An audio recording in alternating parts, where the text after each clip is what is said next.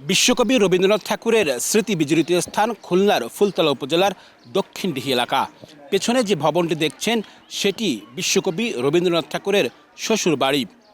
এই ভবন ঘিরে নানা পরিকল্পনা থাকলেও নানা অপূর্ণতাও রয়েছে। এখন চলুন আপনাদের দেখাবো ভিতরে কি কি আছে আর কি কি প্রয়োজন বা কি কি দাবি আছে এখানকার পর্যটকদের বা যারা ঘুরতে আসছেন তাদের।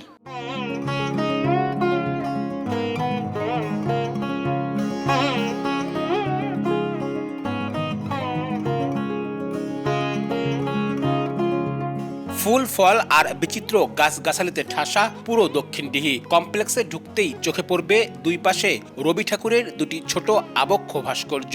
দুই তলা বিশিষ্ট এ কমপ্লেক্সের নিচতলায় রবীন্দ্রনাথের লেখা বিভিন্ন বই সাজানো আছে। আছে পাঠকক্ষ, রবি ঠাকুরের পেইন্টিংস, হস্তলিপি, পাণ্ডুলিপিও আছে। বিশ্বকবির জীবন বৃত্তান্তের নানা তথ্যও আছে একাধিক বোর্ডে।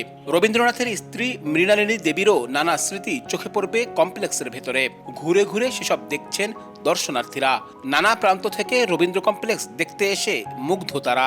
আমরা এখানে আসি রবীন্দ্রনাথ ঠাকুরের তার স্মৃতিকে স্মরণ করতে।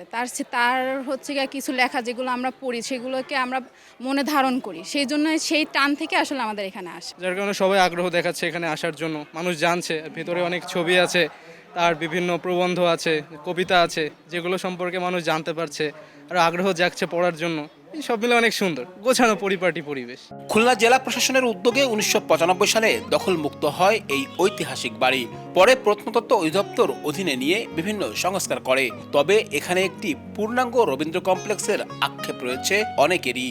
আজকে হচ্ছে তার জন্মদিন, 164তম জন্মদিন। সে উপলক্ষে এখানে একটা মেলা হচ্ছে, ছোটখাটো একটা আয়োজন হচ্ছে, সেটা দেখার জন্য এখানে আসছে। তো এখানে প্রতি বছরের ন্যায় এবছরও অনুষ্ঠান হচ্ছে, খুব ভালো লাগছে দেখে।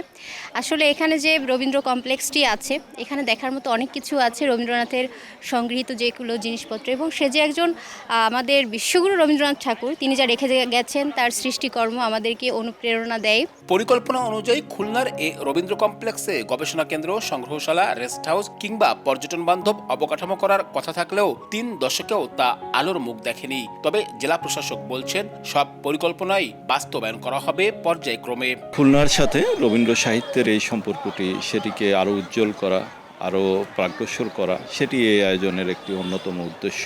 আসলে যে কোনো আয়োজনই ধীরে ধীরে পূর্ণতা পায়। বিশ্বকবি রবীন্দ্রনাথ ঠাকুর যে শান্তিনিকেতন গড়ে তুলেছেন, তাতেও কিন্তু ক্রমাগত কিছু হ্রাস, কিছু বৃদ্ধি আস্তে আস্তে হচ্ছে। প্রতি বছরের মতো এবারও বিশ্বকবির জন্ম জয়ন্তীতে নানা আয়োজন করা হয় রবীন্দ্র কমপ্লেক্সে। আয়োজন করা হয় লোকজ মেলারও। প্রতি বছর বিশ্বকবির জন্ম জয়ন্তীতে সাংস্কৃতিক অনুষ্ঠান, লোকজ মেলা সহ নানা আয়োজন থাকলেও বাকি বছর জুড়ে থাকে নীরবতা। একটু পরিকল্পিত উদ্যোগ নিলেই এই রবীন্দ্র কমপ্লেক্স হতে পারে অন্যতম সাংস্কৃতিক কেন্দ্র ও পর্যটন কেন্দ্র। আব্দুল্লাহ আল মামুন রুবেল, সময় সংবাদ, খুলনা।